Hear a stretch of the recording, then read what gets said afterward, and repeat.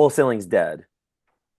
Yeah, I mean, wholesaling the old way, the method of trying to hurry up to get it done, to get your seller to sign on this dotted line with no real, the way folks are taught is, I don't really have an exit strategy. I don't know what I'm going to do. I'm going to go find somebody to buy this.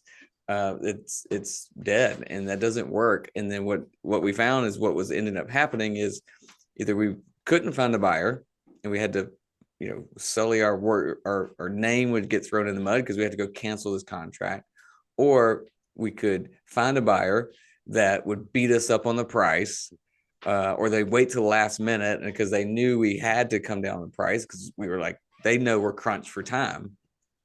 And so the margins that when we started would be $20,000 got dwindled and worked down to like 12.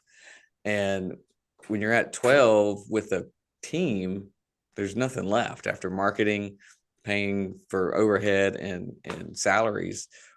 There was nothing left. I mean, it just did not work. And so when we close on the deals, which is what we started doing 2 years ago, 18 months ago, maybe, started closing on everything, we would get it out, get it on the MLS as an as is property. So we close, we tell the seller exactly what we're going to do. So now we can give the seller the full game plan because we know it's going to take us 3 weeks to close or whatever, 30 days, whatever they need. And we are going to close on it. We're going to go ahead and clean it up, maybe get the trash out, maybe paint, typically not, but we're going to get it on the market as is. And our average profit went from 12,000 to 24,000, just like that. Just like a wholesale model, It's literally is a wholesale model. Yep. which I would argue is wholesaling. That's wholesaling. What you just described is wholesaling. Yeah, because that Assigning you're contracts is not 100%, wholesaling. 100%. Yes. But the word has been turned into assigning contracts.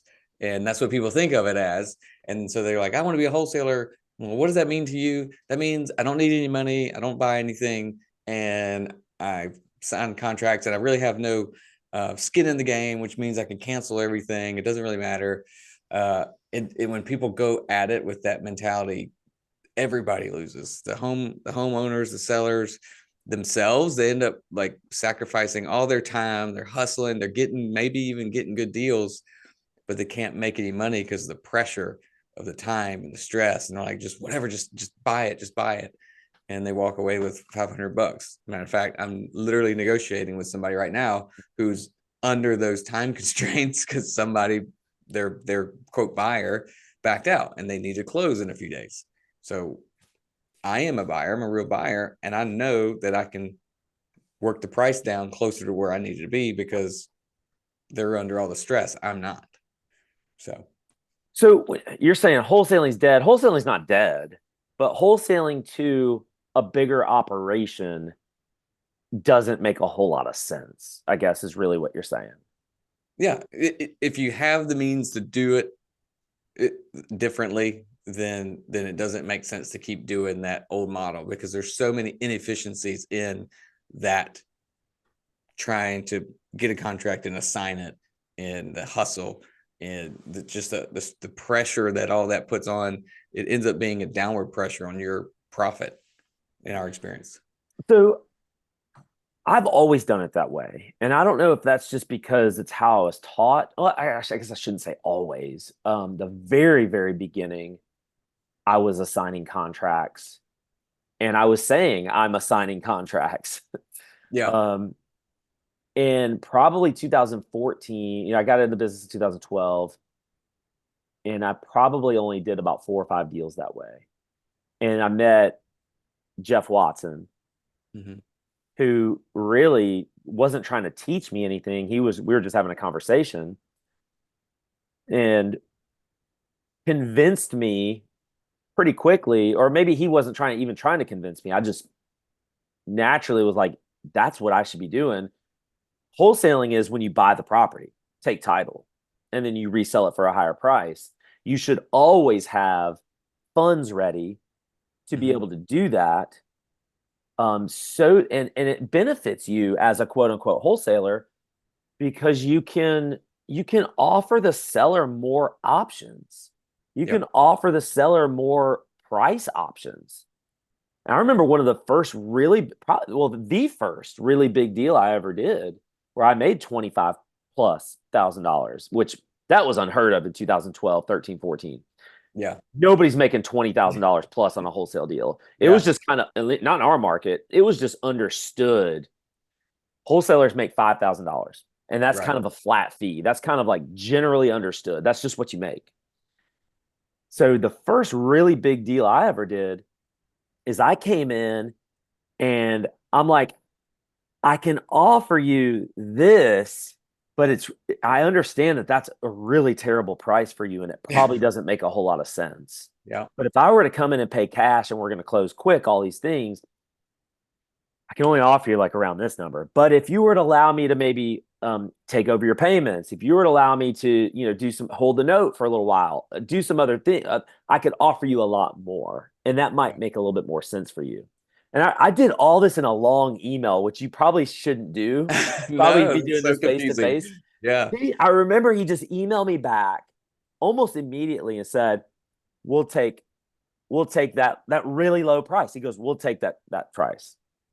Wow. And I'm sitting there like, I couldn't believe it because I knew I was going to make a lot of money.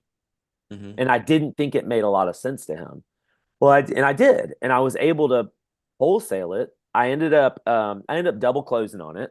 Yeah. We have attorneys here that they make you sign. I don't know if you can do this in every state. I don't even know if every attorney is even comfortable with this. I'm sure you do it Yeah. and you've done it. But we were able to use the buyer's funds to the end buyer's funds to Hmm. purchase and then resell it back to the buyer. Yeah. And I made like 26 or $27,000 on that deal in 2000 early 2014, and that was the first deal I ever did that was Yeah. really good, really big. I tell you, we actually just had one of our live events last night, and this was the conversation we had about going in with that wholesaler, like you see on YouTube or TikTok today or whatever, that mentality of I don't have anything in any skin in the game, and this is my only strategy is I have to assign this contract because I have nothing, no other solution for you.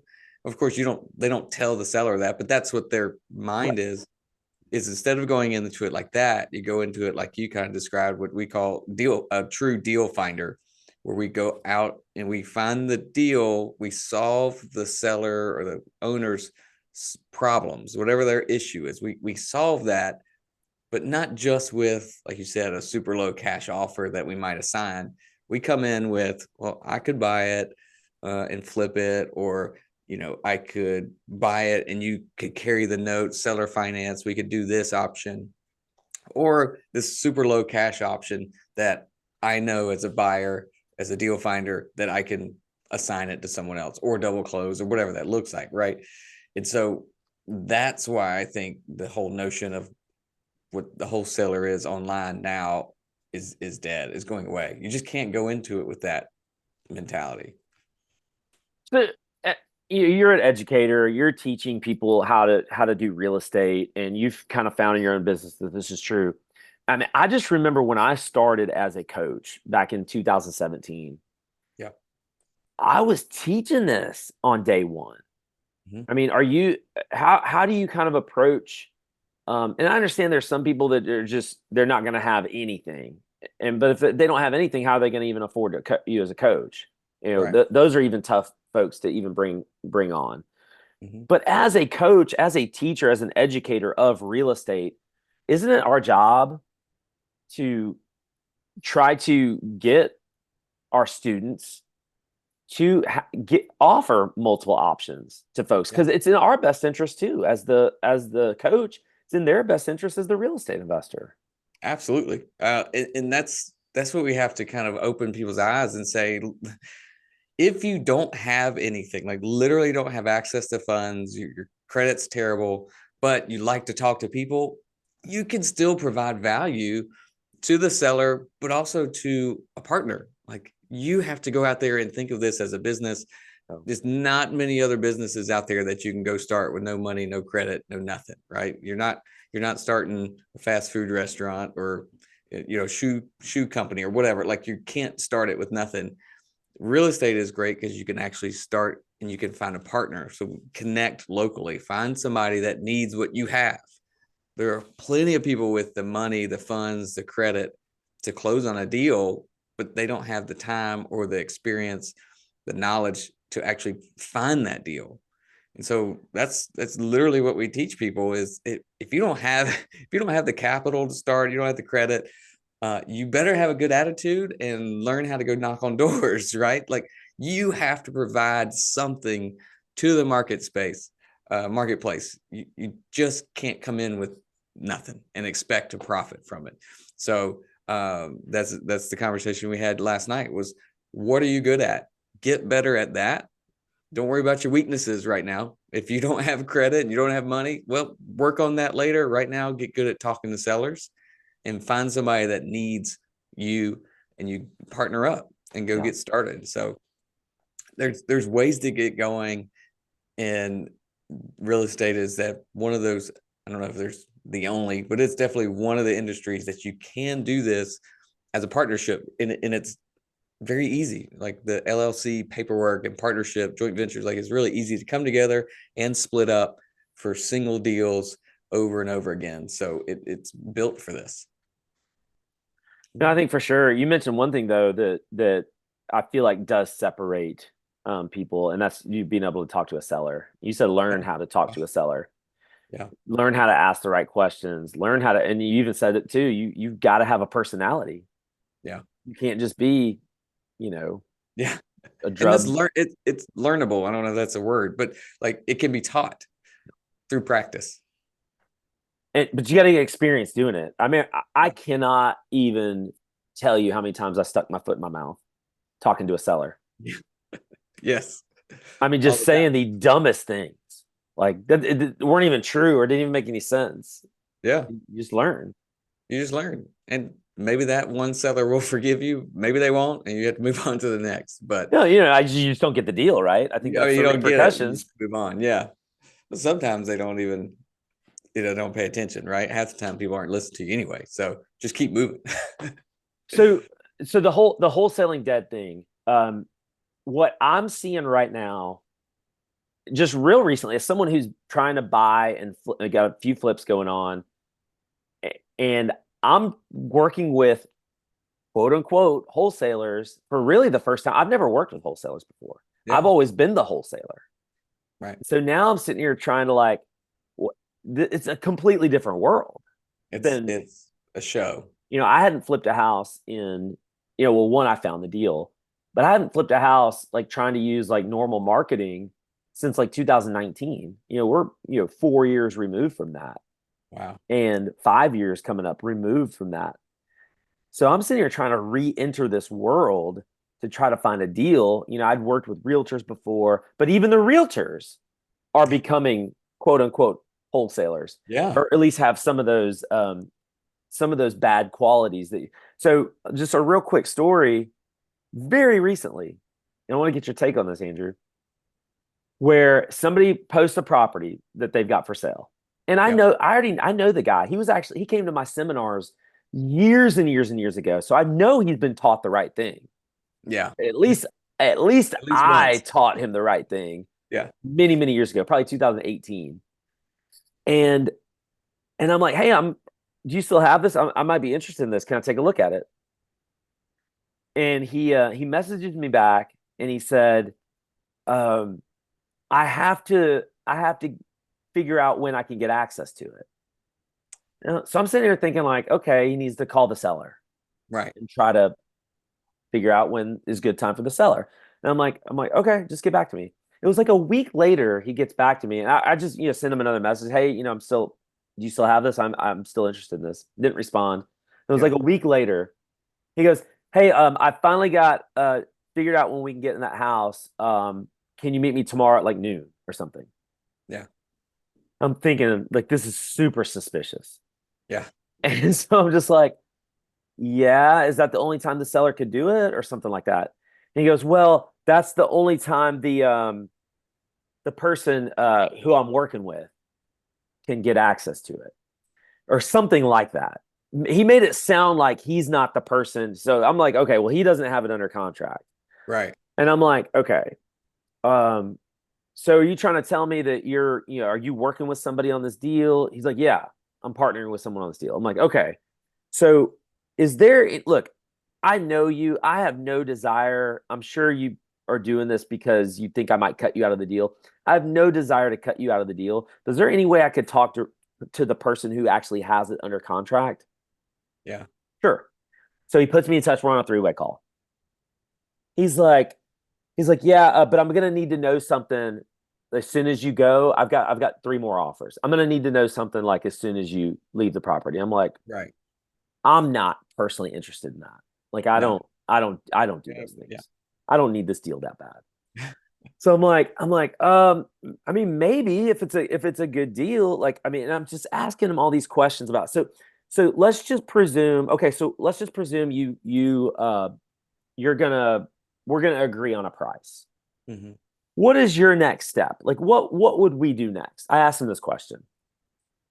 He goes, well, you're just gonna go. I'm gonna send you a contract. You're gonna sign the contract, and you have to put down $2,500 non-refundable earnest money. I'm like, okay, fine, no problem. What are you sending me that I'm gonna be signing? Yeah. He's like, oh, I'm gonna send you a contract that says that lets me assign the contract I have with the seller, lets me assign it over to you. I'm like, no problem. Okay. Can you send me the actual contract you have since you'll be assigning me this contract? I need to see what I'm going to be taking possession of.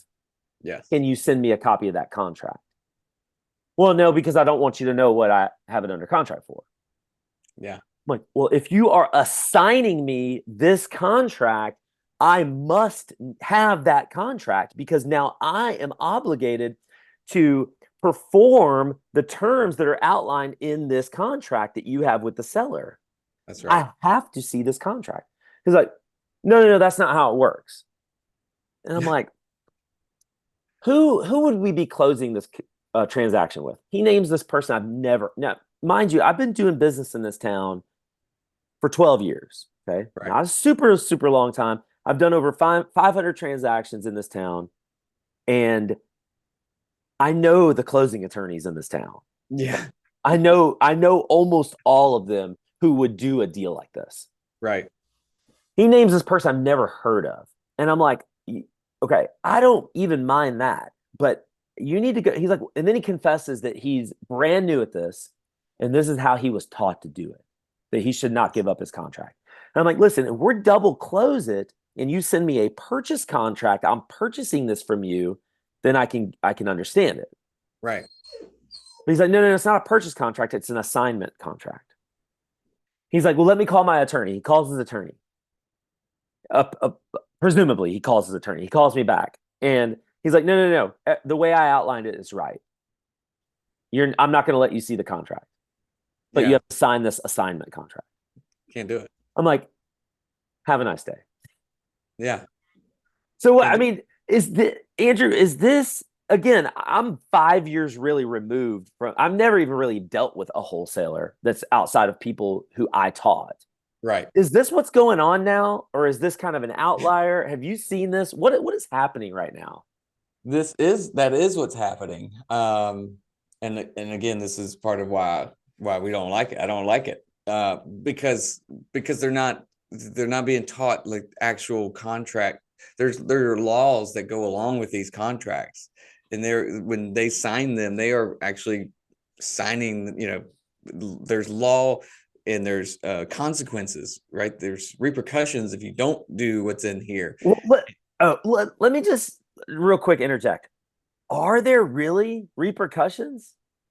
Because Yeah, there are people skating the law, it seems like left and right, and nothing's happening. absolutely. Well, that's because no one stood up and said anything. We actually have cases here in South Carolina where people have stood up and said stuff because there's some agents that are like going against wholesalers and they're fighting against them. So they're turning them in and they're getting sellers and saying, "Oh, this happened to you. Here's the website where you go and fill out a complaint." And the we have a real estate commission that will investigate it and possibly send them cease and desist orders, Yeah. or even bring them in front of some sort of judiciary committee, whatever. But there are repercussions, but most people don't get them, right? The sellers are just like, whatever, bye. They throw the paperwork in the trash. What you're talking about is also true, that they don't even understand what an assignment agreement means. They just think, oh, well, you're going to pay me X and I get to keep what's in the middle. You don't need to know anything about what's in the original contract. But as you know, obviously you outlined, if that original contract says I'm paying, I'm buying this house. Oh, and I'm also going to agree to cut the neighbor's yard for 20 years. Like, Or let the current resident live in it for the next live it. 6 months, or let Yeah. it can say, I'm paying all the closing costs, or I'm paying this and this and this. I need Yeah. to know those things. Yeah.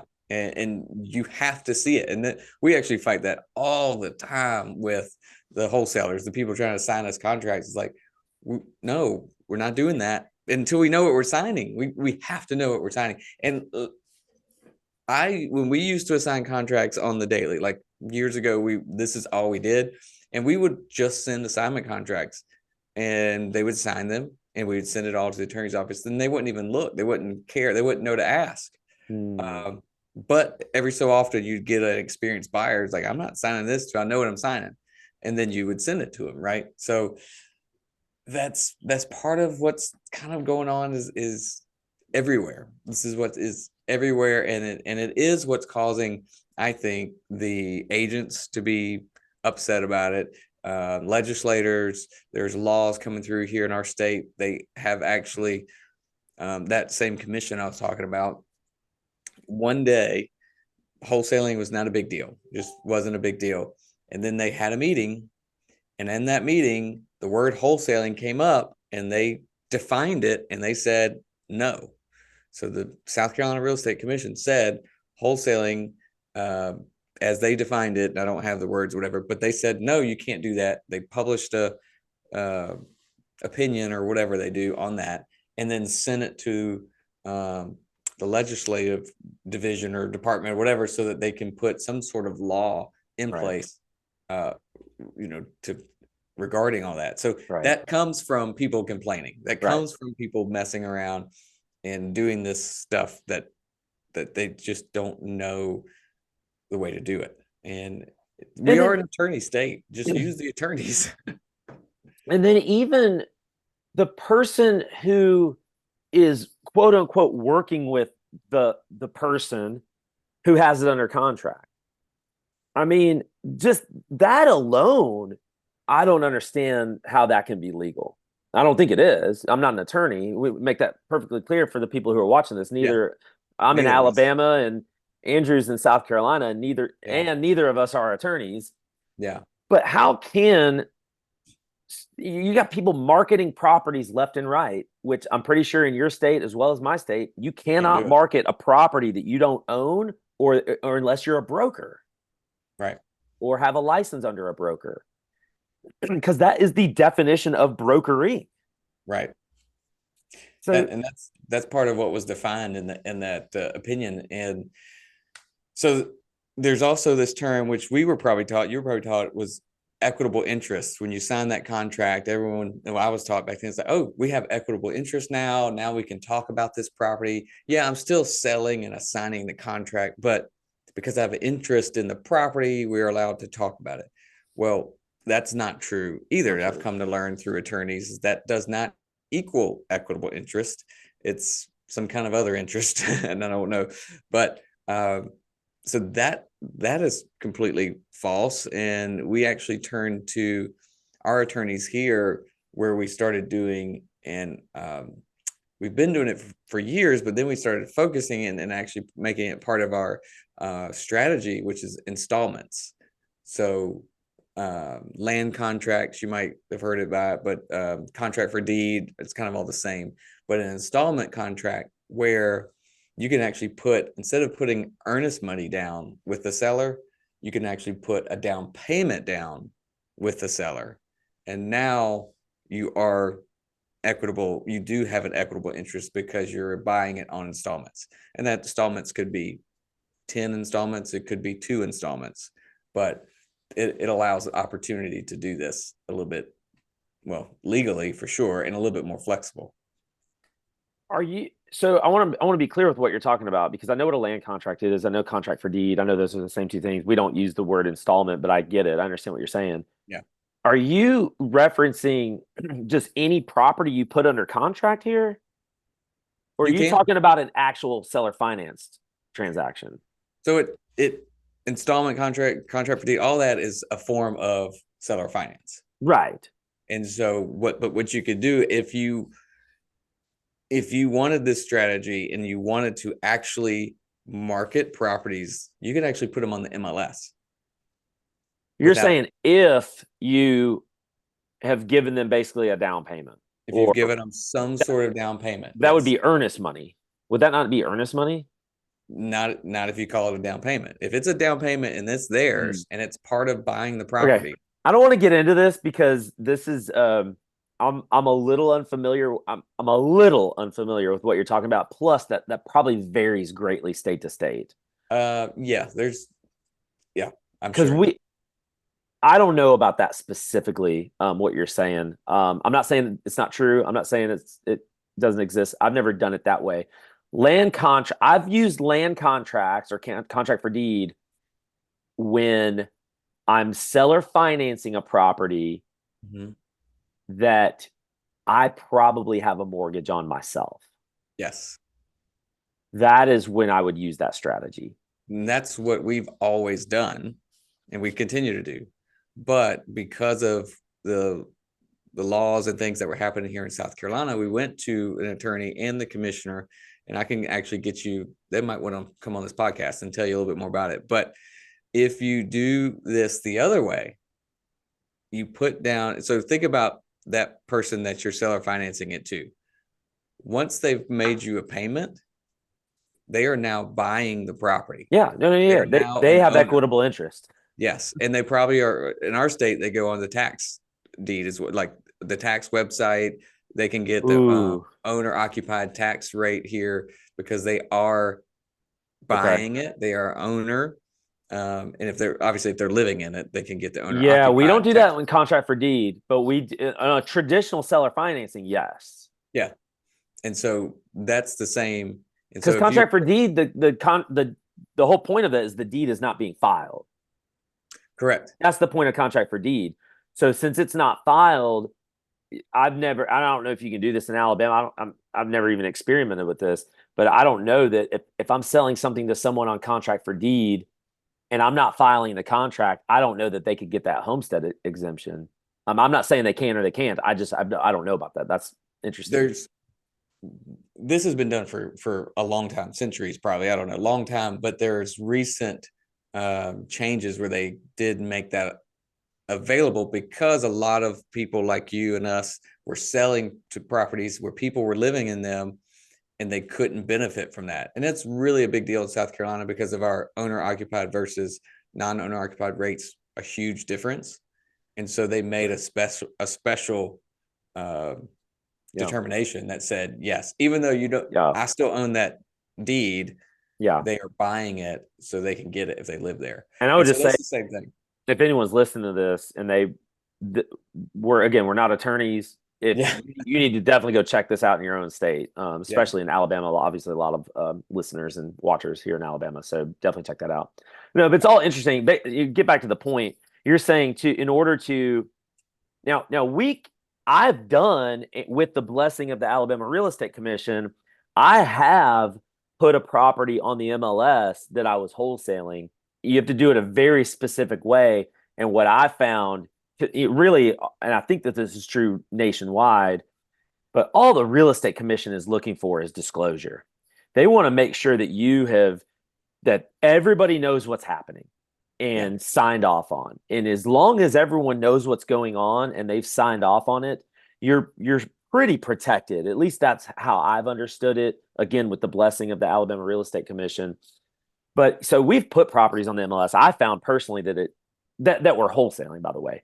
I Right. found personally that it didn't really make much of a difference.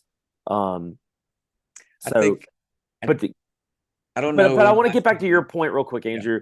Your Yeah. point in being, if you if you're wanting to quote unquote wholesale a property, Hmm.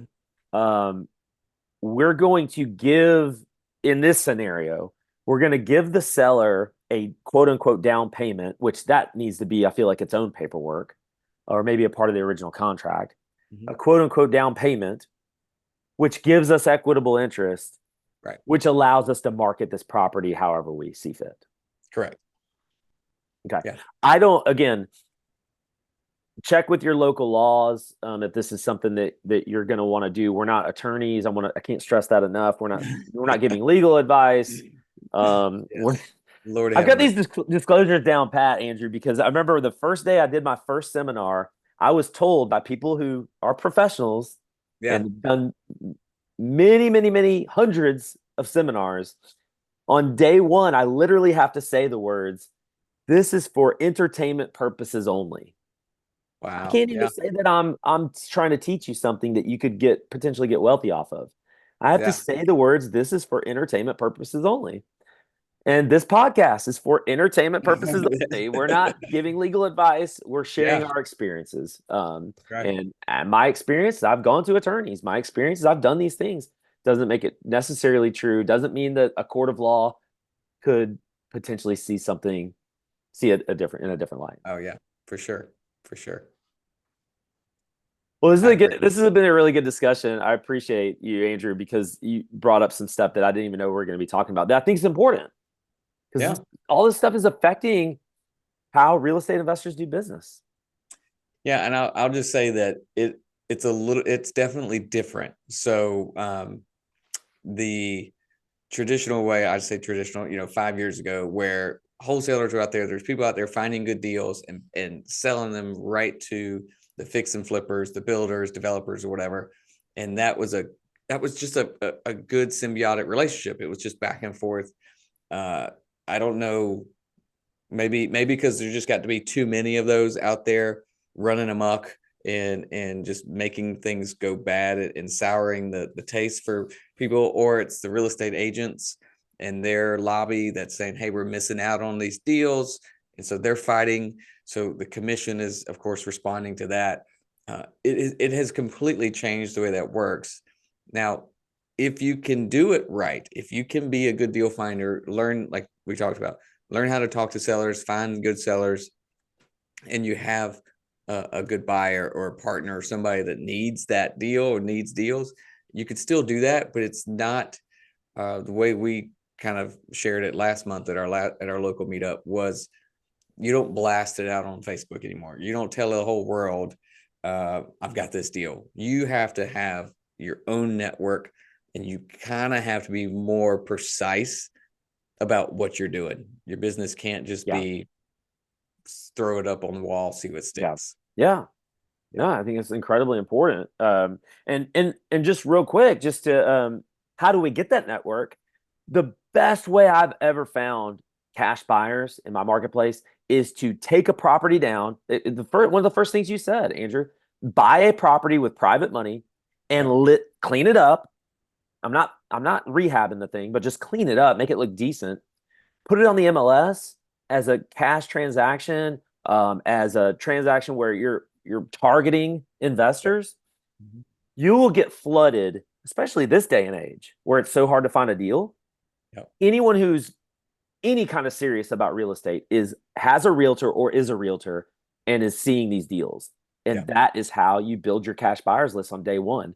Find a partner, find private money, find hard money, take the thing down, clean it up, put it on the MLS. You'll have all the cash buyers in your area, plus all Yep. the hedge funds, all Yep. the funds, all the private equity funds. They're all going to be wanting that property if it's in a decent location and at Yeah. a price. So, We just had one this morning. It went up last night at a great investor price. We all thought it was mispriced. So we threw in our cash offer first thing this morning and we heard back from the agent. They had 12 offers already, plus 4 people going to look at it this morning. So those are all going to be cash buyers, right? That's all you need. Whoever that seller is, they've got a pretty good cash buyers list. all those people, those 16 people, Yeah. 18 people, whoever it is, those are your serious buyers in that marketplace. and Yep. you don't need You any don't need more any than that. more. You don't You'll need. get more as time goes on, but that is an unbelievable starting place. Yeah, you're right. Awesome, man.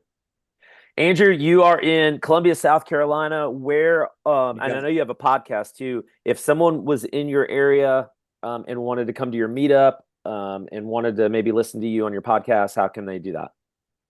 It's all at dealfindersclub.com. So our events are there, our podcast links, YouTube channel, everything's there. You can contact me there, everything. Awesome. Thanks, man. I really appreciate your expertise in Yeah. this subject matter. Wholesaling is dead, completely dead. It's clickbait. It's not clickbait. It's real. That's a little clickbaity It's a little clickbait. because it's not completely dead. That's But right. for somebody like you and for somebody who's been in the market for a while, Yeah, it's you gotta evolve for sure. that's right. Thanks, Appreciate Andrew. it. Thanks, Ryan. See you, man.